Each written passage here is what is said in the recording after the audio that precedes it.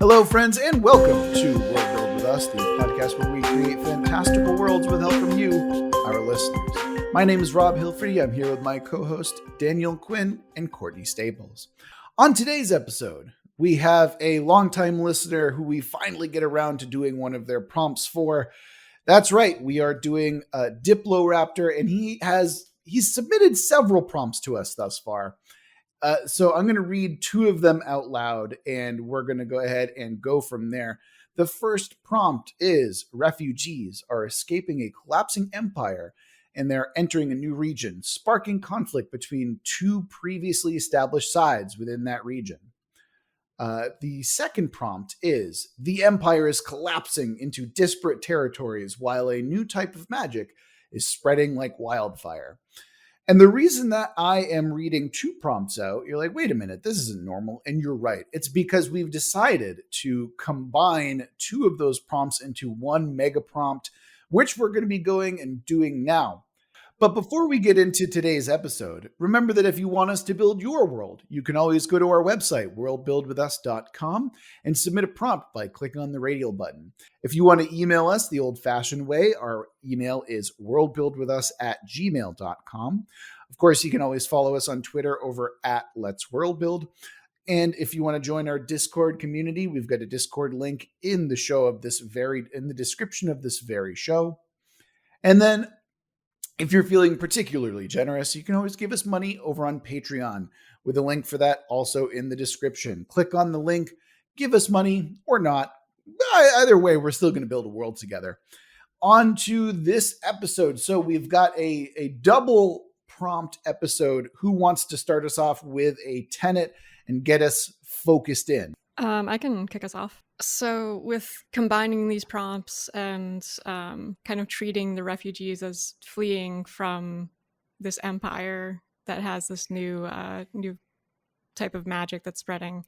Initially, I thought of like sacrificial blood magic as something horrifying that would push people to leave, but then was wondering if that was maybe too obvious of an answer. So then thought for about you flipping. It would be your go-to is ritual blood magic. Yeah, so, that's the norm. But so to switch that up a little bit, I thought about flipping it around and making it resurrection magic. That's the new type of magic that's causing this this refugee situation, and kind of building on that. Like, what if resurrection goes against the beliefs of this religious sect that is now leaving? Like they very much believe in the finality of death, or think that once your spirit has passed on, it should kind of stay wherever it's gone to. So to bring somebody back is extremely sacrilegious, and they want nothing to do with that. So they've decided to leave the empire. That's interesting. That's very interesting. Usually resurrection magic or resurrection isn't something, I mean, I guess it is frowned upon in cultures, but from a fantasy perspective, it usually is a good thing to be able to resurrect people. Right, yeah. Unless they come back as vampires, zombies, or Frankenstein's monsters, I would agree with you. Yeah, that could be bad. That would be, I would call that not resurrection, but returning on different terms. Yeah, that's a transformation, I would say. Yeah. So the people who are leaving, these refugees from this crumbling empire, they're pro-death, correct? That's what I'm hearing from you?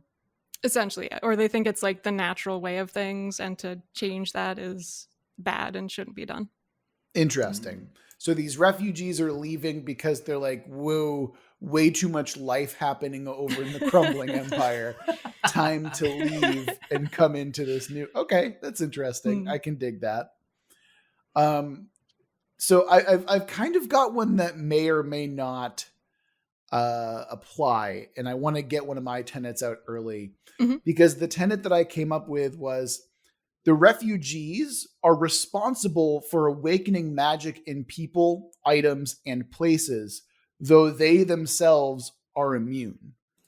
Oh, interesting. So what I mean by that is they are essentially the reason that this new type of magic is spreading like wildfire. But not because they have, like not because they're some kind of virus or something like that, but because they are awakening the magic themselves as they travel. And I'm curious as to whether or not how we can kind of pair this idea of like death magic with the idea of like them spreading a new type of magic around, but also being unable to use that magic themselves. So I guess there's a question of what the magic is. I mean, clearly it's somewhat connected to this resurrection ability. So is it adjacent to it, or is it literally the resurrection power? Well, I don't necessarily want it to be like they're trying to escape from the magic that they themselves are responsible for.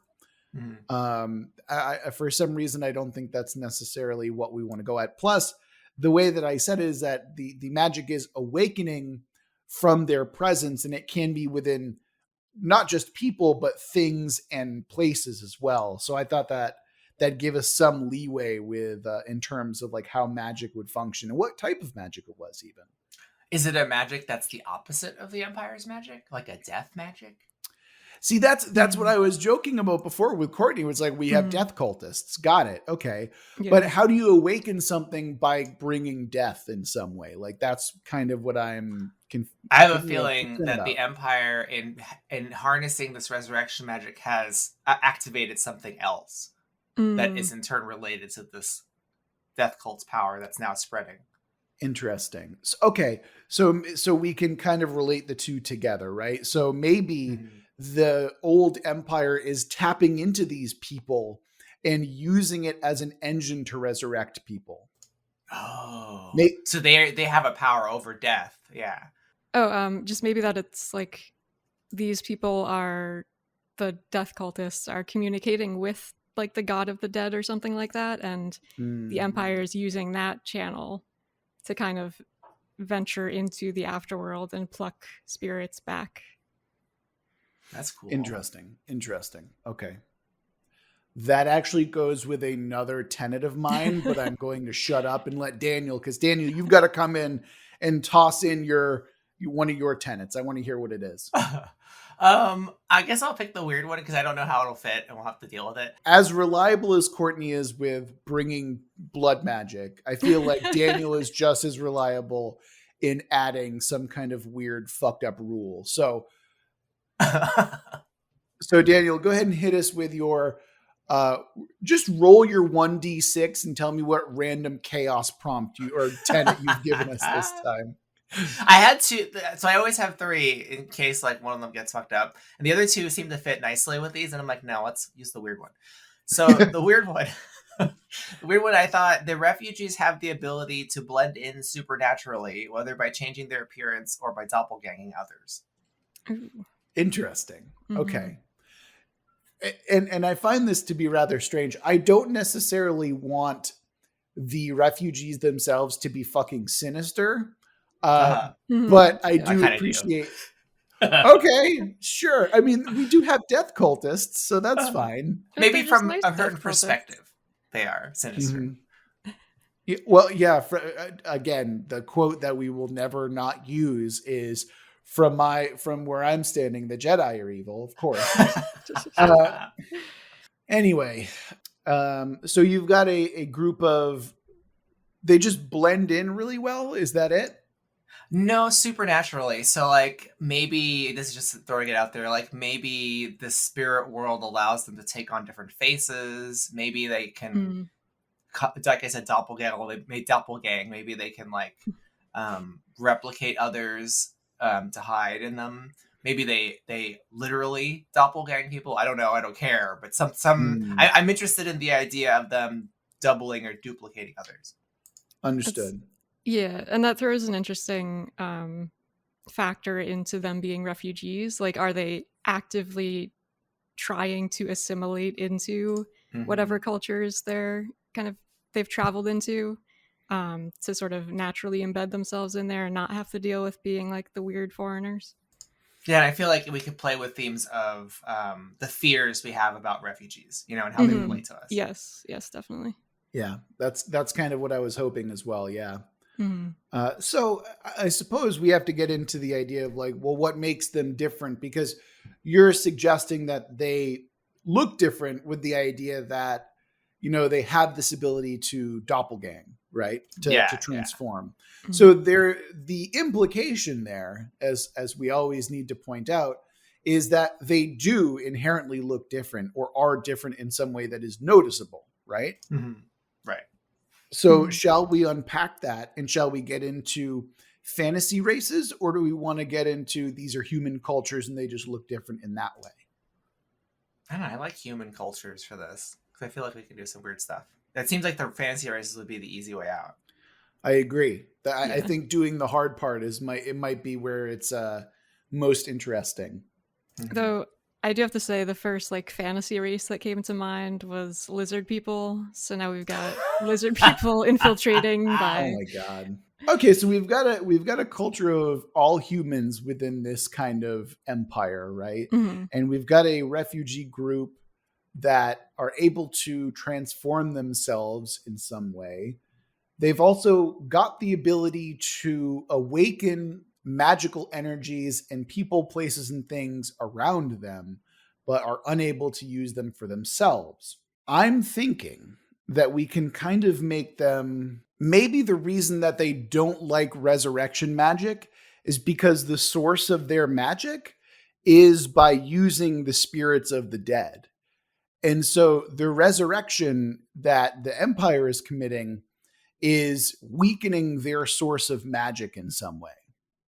They are spiritual animists in a lot of ways. Are they literally stealing the previous dead, like the souls of the previous dead, to resurrect others? Maybe. Like, are they drawing from the spirit world to create new people from previously dead spirits? I could see that pissing off people who respect the dead. Yeah, that's what I had in mind. Like, they're actively like reaching in there and pulling out the souls that they want to bring back. See, I like that. I like that because now it also becomes a matter of like the haves and the have-nots. If you are loyal or rich enough to this crumbling empire, then there's no death for you. You just get put in the spirit world and then have your body put into, or have your spirit put into another body upon resurrection. Mm-hmm. Question. Could the refugees not be a religious, I mean, they probably are a sect that disagrees with this, but could they actually be some of the people who have been brought back who remember who they were? I think that we have to answer the question is, these people who get brought back, how well do they remember who they are? Mm-hmm. I'm assuming they probably don't. And then maybe there's like a fluke, or like there's a small group that do remember and they found a way to make people remember.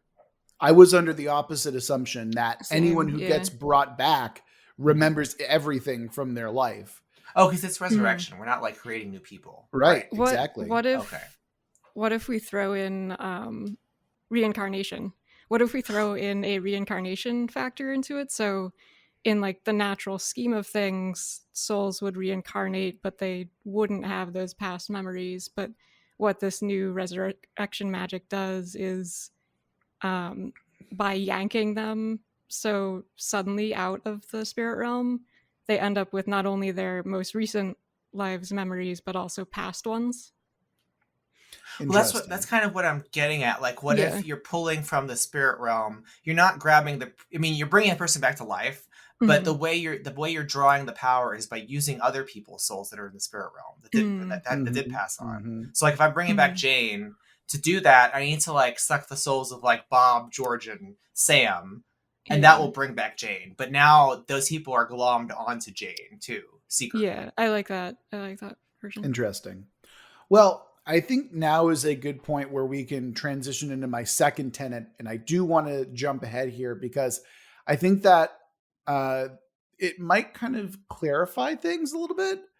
My second tenet is the original empire, the one that's currently crumbling, has actually spread itself across multiple planes of existence. And I mean elemental axiomatic planes. So it could be plane of fire, earth, air, law, chaos, ethereal plane, what have you. I'm thinking like traditional D&D spheres here. And they've done that by controlling and maintaining magical gates. So they have an empire that spans different planes, maybe it's not necessarily the largest physically, geographically speaking, but the fact that it exists among different planes. I thought that was an interesting concept. Mhm. And when we're approaching it this way, part of me thinks that one of the planes that they have access to is perhaps the plane of the dead. Yeah, Okay. I feel like maybe that was like their final conquest in a way. Like they had gone to the more sort of physical realms of fire and water and so on, and but their ultimate goal was the realm of death, and they finally reached that. So it seems like if we make this physical, they've achieved power over fire, power over earth, whatever other realms, and they wanted power over death. And so when they bring someone back, like they're literally plucking people from that space and stuff to as fuel to bring back someone who died. So like I guess again to follow the example I had, like if Jane dies before she's transferred to this realm of the dead, they sacrifice several people in the realm of the dead to prevent her soul from leaving her body, but they've destroyed Bob, Joe, and Mary in order to do that from the realm of the dead. Mm-hmm. I think that there's something that's kind of interesting in the journey back as well. You know, like maybe if we consider this in terms of like Dante's Inferno, it's not levels of hell, but like levels of planes of existence get to death as the final, as like the core or the bottom of the well, essentially. And so I like what Courtney was saying, is that they've had to conquer these different planes of existence surrounding these, and maybe there's like a specific reason for that, and the reason was to get to death. You know, like there is a course that they had to chart in order to get there. Oh, so then maybe when you're bringing someone back, you're like physically going to that place and carrying them over the threshold. Yes. Yeah. Exactly. Yeah. And it's so then how do we factor in like sacrificing others in the realm of the dead to have that power? Oh, Daniel, I don't know. I'm just curious, like how would that work, like physically? Because I like the idea of like you're getting on Charon's boat, you're going across the Styx, you're getting the person who died out of the realm of the dead and bringing them back. But we added the factor of like, to be able to do that, you have to sacrifice someone else in the realm of the dead. And you have to physically travel there as well. Maybe you have to bring back a certain number of people, including that person. And when you pass through the threshold, only one can come through. I don't know. What were you going to say? Though? Maybe there is, maybe the group of refugees are essentially ferrymen. Maybe they're the cast of people who are capable of traveling to the realm of the dead and coming back. And maybe the way that they find out who is able to do that is by sending a number of people, like very unscientifically, just sending massive groups of people to go and find them and then come back. Do they live in the realm of or do they live outside the realm of the dead? Or they're part of it, I guess? I think the way that I'm kind of processing this is the Empire says, okay, we need Lord Imperius VII back because he has this knowledge that we need from him.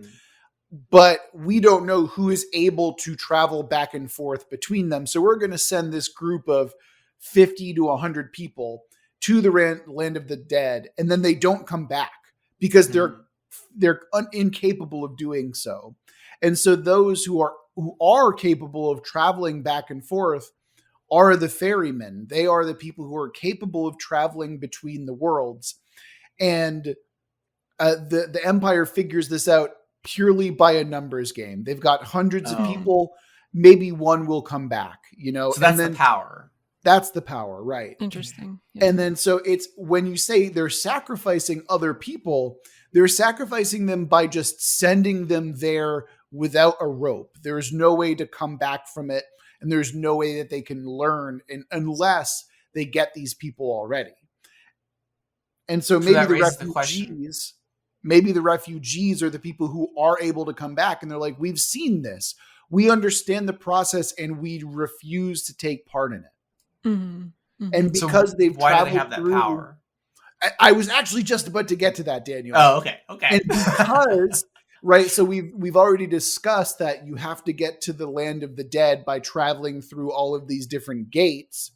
Maybe they pick up this spiritual or this mystical energy that carries with them from realm to realm to realm. And by the time they get back, they're essentially radiating this energy, right? It's the stuff of all of these planes of creation have just kind of stuck to them. And so that's why they're also able to awaken things in other people, is because they're carrying the residue of all the other elemental planes in existence. And they don't know it, but they're leeching this energy off into things that are like just waiting and begging to be awakened. That's really cool. I like that idea a lot.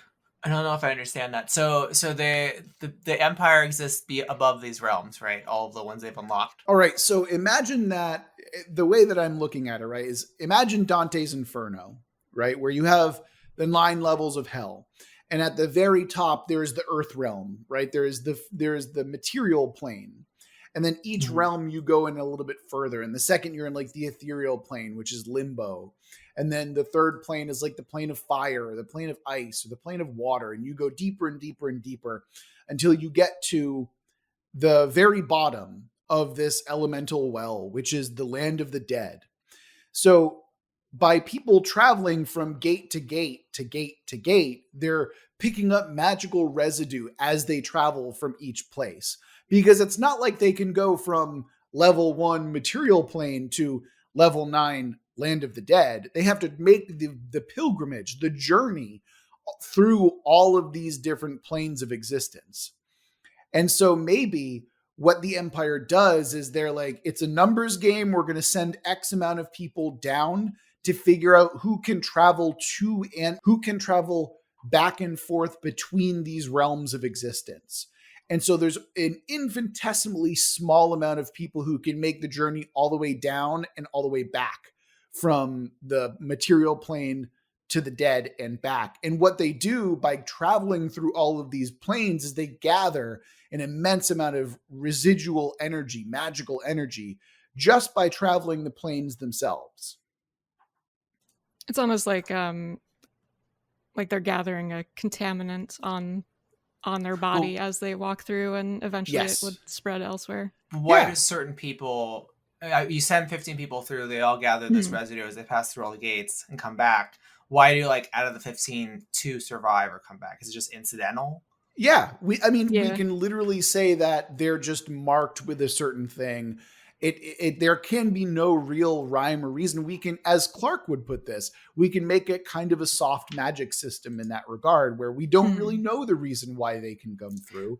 And then maybe, like once this, like series becomes successful, we can later say that it's because of midichlorians, like whatever the reason. See, that's less satisfying to me because it doesn't have any narrative explanation. Well, like, if you can give me something, if you can give me something with narrative, I'm totally down with it. But like the idea that there are these people, they're the ferrymen, those who are able to travel to and back and forth and whatever.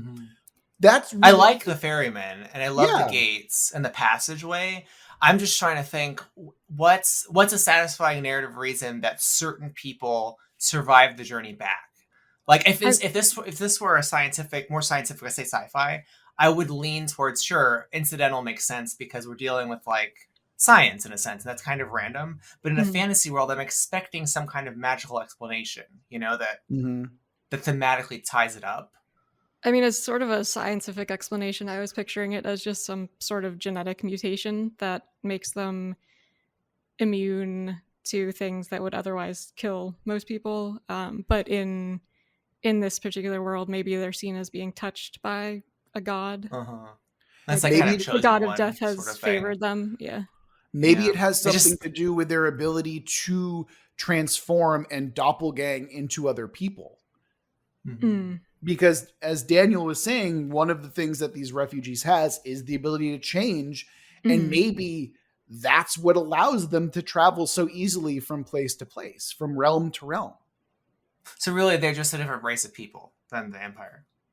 But like with a sleeper cell, they're kind of like X-Men, where they're part of humanity, but like you couldn't tell until a certain point, that type of thing. Does that satisfy, Daniel? No, I mean, to me, that's no different than saying they're randomly. It's literally a random mutation. Is what you're saying. So it's the same thing. Yeah. It just doesn't appeal to me as much in a fantasy story. I could see that working in a superhero story or a sci-fi. Maybe this is a sci-fi, we don't know. It just doesn't, like when we were talking about, for example, the power is rationalized because you're sacrificing other souls in the realm. And so now they have their doppelganger abilities, say, because they have these other personalities that are trapped in them. That has a rationalization that comes from the narrative.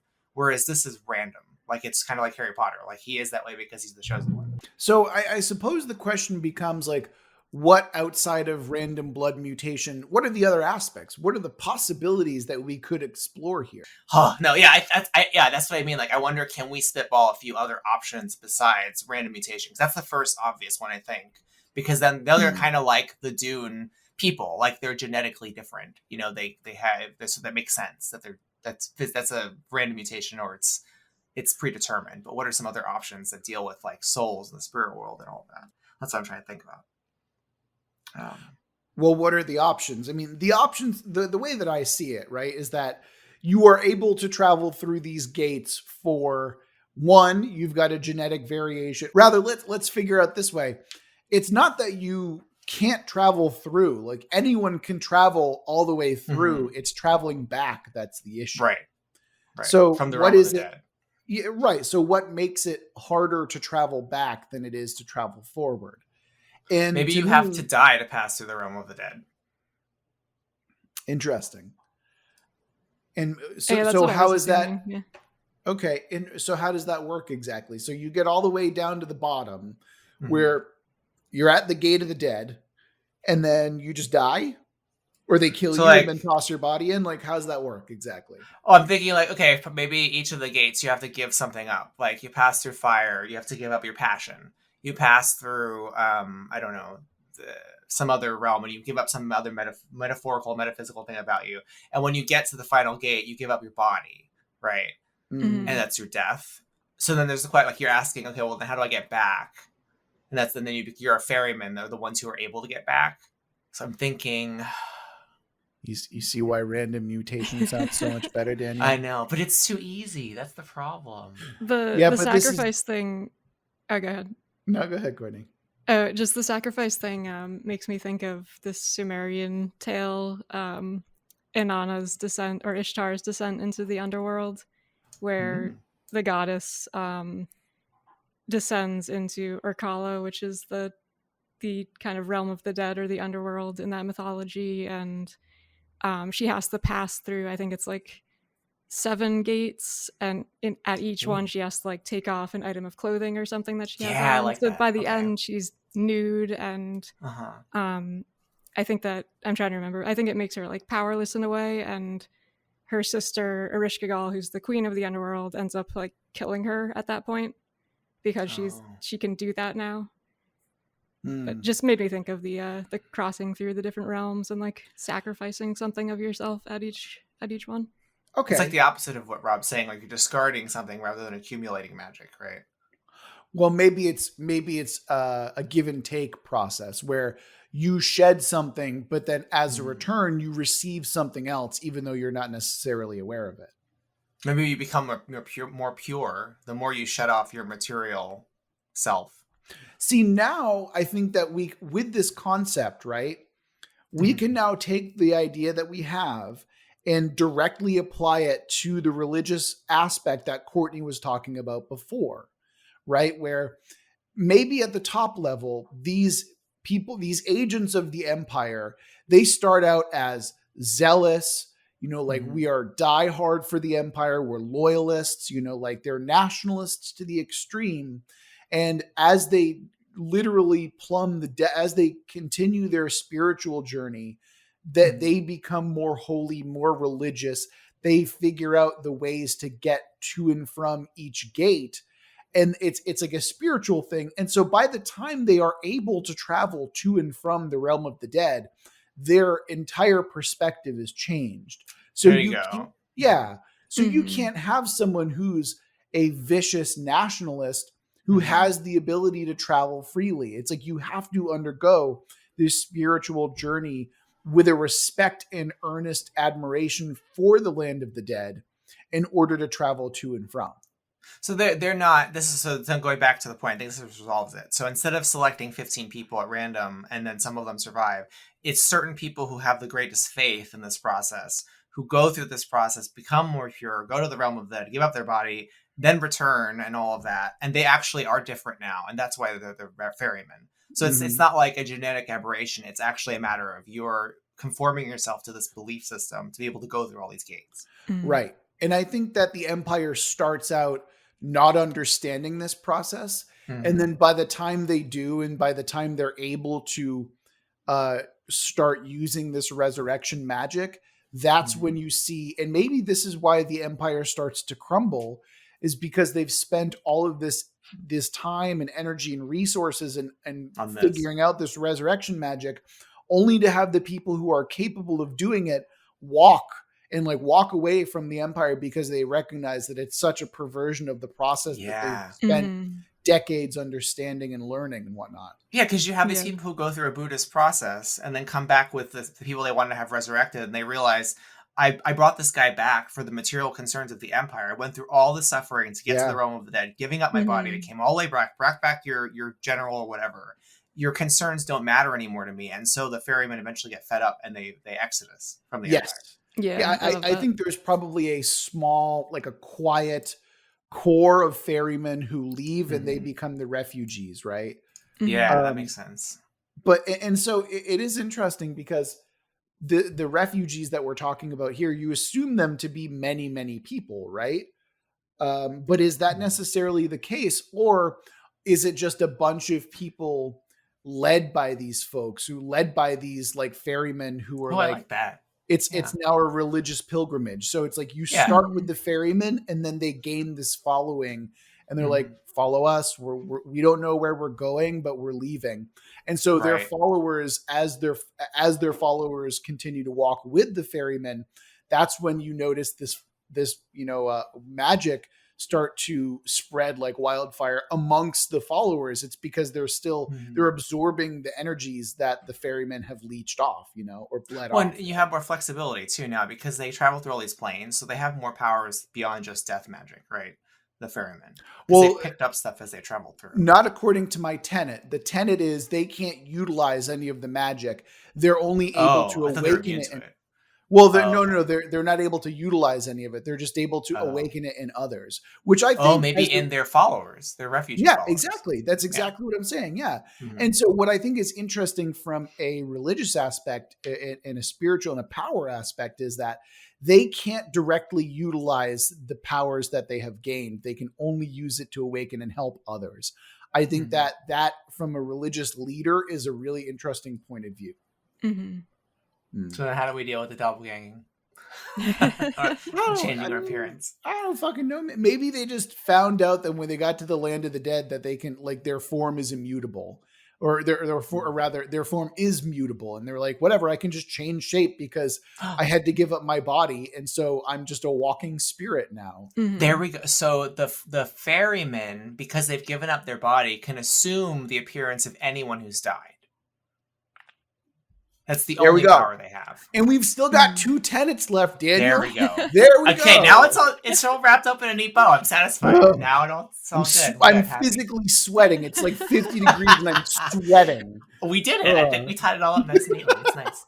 Okay, yeah. Now someone's going to come in with 2 more tenets and be like, I don't fucking know. Now there's unicorns and shit. Courtney, what's your next tenet? Hit me with the next tenet, Courtney. Okay. So one of the parts of the prompt was that the people currently in the land that the refugees are traveling to, there's going to be a conflict between groups there. So I was thinking that once the refugees get there, maybe one side wants to cast them out and get rid of them, and another side wants to embrace them and bring them into their culture.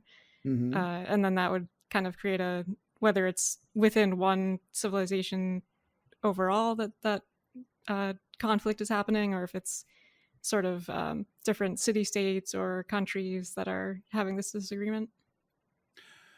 Okay, I like that idea. I like the concept. Here's the issue that I take with that, though, is that from there, you're basically just creating a 2-sided system, right? Where there's we want you out or we want you in. And I think that the prompt or one of the stipulations within the prompt itself was that there's a 3-sided kind of conflict with that, right? Right. But that I mean, the third side could be whatever the refugees happen to want. Right, but I mean, like the issue that I suppose I'm seeing here is that how are they not immediately on the side of the people who want them in? And what I'm thinking is that maybe the people who want them because they can use them for power Yeah, sake. Yeah, exactly. That way we can have this kind of like, well, these people accept us, but they're only doing so because they want to use us, right? Yeah. Oh no, I'm cutting this. This is just the U.S. border crisis. Yes. Holy fuck. What's wrong with no. that? This fantasy genre speaks to current issues, so that makes sense. Yeah. Oh, god damn it, you guys. I mean, like, so and then it makes you think, okay, the ones who don't want them there, it must in some way threaten their way of life, or whether it actually does or not is a matter of is a moot point. But so I assume the empire fell apart because people paid too much attention to the spiritual world and to immortality, essentially, right? They stopped paying attention to keeping their roads up and feeding people. All they cared about is building these ferrymen who could bring back the dead.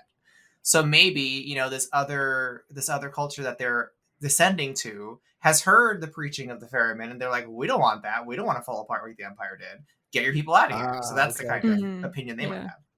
That's actually really interesting because I like the propaganda aspect or it's not even necessarily propaganda, but just straight up misunderstanding. It's like, well, we see these people as the reason for the collapse of the empire, and we're a fairly upcoming empire. We don't want you here. That totally makes sense. Yeah. Another piece of it could be that the group that doesn't want them to come is somehow very attuned to magic, so that they can sense that there's some sort of magic leeching off of these new people, and they can recognize like, oh, we don't want that here. Like, it's gonna corrupt our civilization, or it's going to change our own magic in some way, and they don't want the refugees in there for that reason. Maybe these people are in a magocracy where those who are able to wield magic are those who are in power. And these people who are coming in, these refugees who are coming in, who literally grant and awaken magic all around them, is a direct threat to their power structure. So we know the magic comes from the thresholds between realms. From the ferrymen themselves as well, yes. Right. So because that's how the ferrymen got the power. So have the mages found a way to tap into, or this other faction tap into the planes themselves, like a different way of knowing them? Well, it could be a different type of magic entirely as well. We can consider that. Maybe, to bring in Courtney's love of blood magic, maybe these folks are utilizing a darker type of magic, something that requires sacrifice, or maybe maybe they get their magic power straight from the gods. You know, like there's a number of different options that we have here. Is that these refugees are representing a new way of magic that is completely antithetical to what they've been practicing their entire life, again, thus creating like a threat to the power structure that's currently in the system. Yeah, I think that works well. So I suppose the question now becomes, what kind of magic does this magocracy now kind of wield? And Daniel, do you have, well, let's finish Daniel's final tenet. What is your final tenet? So we can kind of spread out and kind of work our way around the world from there. This may help. So the refugees have taken with them something highly unstable, dangerous, or sacred from wherever they went that will accelerate the empire's collapse. So maybe that could also impact this place they're going to as well. Isn't that just the ferrymen? No, I think that accelerated the collapse of the empire by proxy. Like you're saying, it wasn't really the cause. It's because the empire neglected itself for its spiritual concerns. I'm thinking they actually brought something back from the other realm, from the realm of the dead. That's a problem. Okay. Maybe it's the way that they were able to travel through the gates. That's what I was thinking too. Like they took some integral part of the gates or whatever throughway it is, which has now destabilized that whole system. can we just say that they brought the gates themselves? So Yeah. they not only did the ferrymen leave, but they also took what I imagine to be like sources of immense power by bringing these gates with them as well. Could it be not a gate, but a vehicle? Or maybe a key. Maybe Yeah. they brought keys that allows them to travel. Yeah, that's fine. Like, I wonder, like, maybe the Empire created something that lets them penetrate each of these circles, right? But it could Yeah. be either like an object that you're saying or a means of travel, and they stole that from the Empire when they refugeed out. Yeah. And I mean, like, who are you going to give these keys to the elemental planes to but your most trusted ferrymen? And then when the ferrymen revolt, you now lose all of your access to your elemental planes. And I mean, obviously, you were gaining a lot of material wealth and power from those places. So when they leave, I can imagine them like walking out in like 7 monks or 8 monks or however many sacred numbers we want to give them, each with a key hanging around their neck, and they just walk out in unison. And then the empire is like, wait, what just happened? Oh wait, we can't access the gates anymore. Now Oh, we're gonna die. Fucked. Actually die. Yeah, absolutely. I imagine then that they're definitely going to be hunted down by the Empire. Yeah. So now we have a fourth person in the conflict as well, which is the pursuant Empire's army. You know, it's crumbling, but it still has a lot of that power. So yeah, now we've got like a 4-sided conflict, and that's way more interesting as well. I'm totally. Here's a thought. Because we have elemental planes and a plane of death, right? And there are keys associated with each one. What if the Empire is an empire because it took the keys from the other factions and gave them to the ferryman? And so when the ferryman returns to the rest of the world, those mages, which maybe they've clung to their power because they once had access to a key to one of the planes, they see them as a threat because they're like, oh, I can get my keys back, you know? Oh, yeah, maybe they became like you said, Daniel, they became an empire by collecting all of the keys, essentially, right? Yeah. And that's the reason that they even decided to conquer in the first place. It's like, wait a minute, these keys are all part of a set. Oh, we've got to find more of them? Exactly. All right, got you, no problem. And then it's kind of like an accidental empire, like, whoops, we had to become despots because we had to get these keys because no one else was willing to give them to us. They probably started with the key of death, which they realize is the bottommost plane, and they need all the other keys to get there. Yeah, I'm down with this for sure. So I can imagine, you know, the ferrymen head over to whatever the Firelands were, and the old mages there who are clinging to whatever remnants of power they had when they had their key are like, well, we need to get that key back, you know? I like by the way, I mean, I love this idea. I'm totally down with it. I want to like kind of needle at something. I think it's more interesting to start with the first plane, like the people who are more, because if you start with death, like they can't access it, right? So there, to me, I feel like it makes more logical sense to start at the top. And then once they recognize that they can have access, that's when they're like, oh, we're just going to be super greedy. We're just going to go ahead and find all the other keys. That to me makes more sense from an empire building standpoint, because if you have a key that does nothing, or like a key that, you know, allows for eventual access, that is less, I think, of an incentive for an empire to go out and conquer that, because that to me is like, oh, well, that's a spiritual thing. I'm one with the void. I mean, unless they know what it does and they realize that key means immortality, and then they're like, well, we need all the others then. That's the most important key. But how do they know that without direct access to that first plane? That's why I think maybe if you flip it, it makes more sense. Courtney. Maybe it was like they had access to both the first and the last one.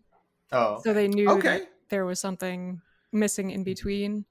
And over time, they kind of as they conquered, they realized just how much was in between and how far they had to conquer. That I can get behind. Yeah, That you could say even like the first empire they conquered had the first key. They didn't know about keys at all. Mm-hmm. But in a vault somewhere, they had an ancient key that is the key of death that they never understood its power. But by acquiring that first key from the first empire they conquered, because they're a country that conquered a neighboring nation, they realized the connection between the two.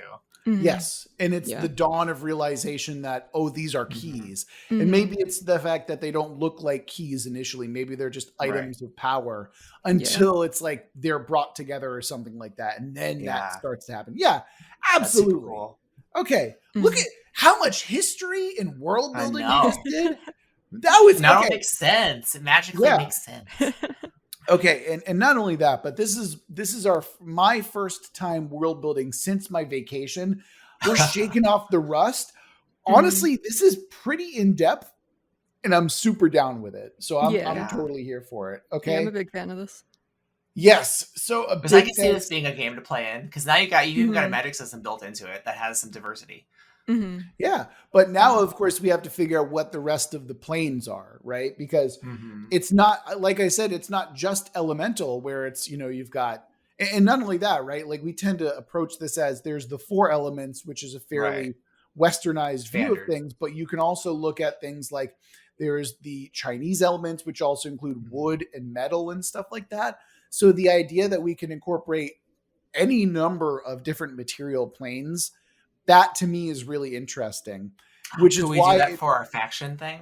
I think we can. I think we can. Cool. Where instead of a faction, we introduce a new plane and then maybe bring out part of the faction within that. Yeah, I think that makes a lot of sense. Yeah, it's really cool. And the thing that really breaks my heart is that now we have to roll a twist and see how this whole idea gets fucked up. It's gonna be anime. It's not. I mean, if it's anime, Daniel. Also, I know, Daniel, but it's okay. All right, so let's go ahead and roll the dice and see what our twist is going to be. So the twist is, quote unquote, Big Brother is watching. Weird. It's a little strange. Okay. So that will do it for this episode of World Build with Us. A big thanks again to Diploraptor over on Discord and email and all that other stuff for submitting his prompts. And remember that if you want us to build your world, you can always go to our website, worldbuildwithus.com, and click on a submit prompt button, and we will build your world. And if you want to follow us on social media, we're over on Twitter at Let's World Build. You can come join our community over on Discord. And if you're feeling particularly generous, you can always give us money over on Patreon.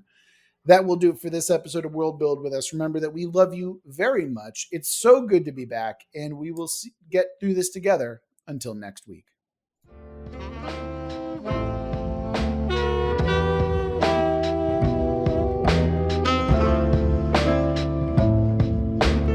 Bye.